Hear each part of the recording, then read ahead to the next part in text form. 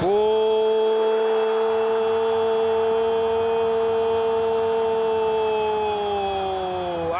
الكاروشي يسجل الهدف الأول عن طريق ركلة جزاء.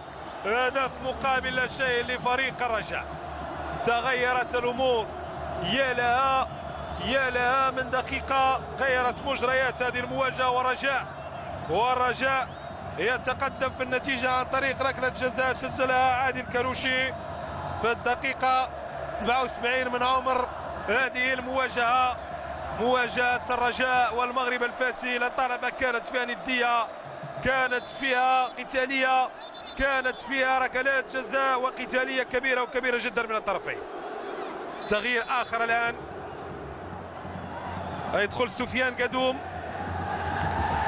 لكن هنا محاولة صالح فريق الرجاء.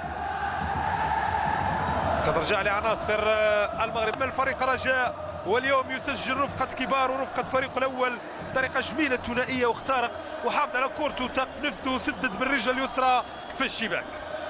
تغيرت الأمور بسرعة بعد رجاء، والرجاء يتقدم في النتيجة بهدفين مقابل لا شيء، ويتقدم نحو انتصار بعد هذا الهدف في انتظار ردة فعل الماس والمغرب الفاسي. بن حليب يسجل ثاني الأهداف.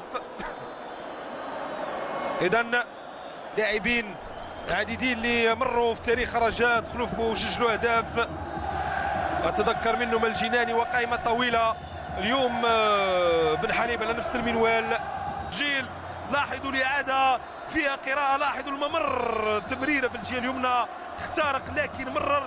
لاحظ كاروشي بعقلية هجومية قادم من الجهة اليسرى من بعيد. يا كاروشي من بعيد، يا كاروشي يسكن الكرة في شباك جبيرة. وكاروشي الرجل اليسرى عندما تتكلم، الرجل اليسرى لجبيرة والرجل اليسرى لكاروشي كان عندهم هدف هو الثالث في هذه المواجهة. حوار الرواق الايسر لكن من الايمن الى الايسر هذه المره. هكذا كانت الامور وتغيرت بسرعه في دقائق نام فيها الرجاء واستيقظ فيها فريق المغرب الفاسي، لكن اضاع عديد الفرص ليعود الرجاء للاستيقاظ من جديد ويسجل 3 أهداف.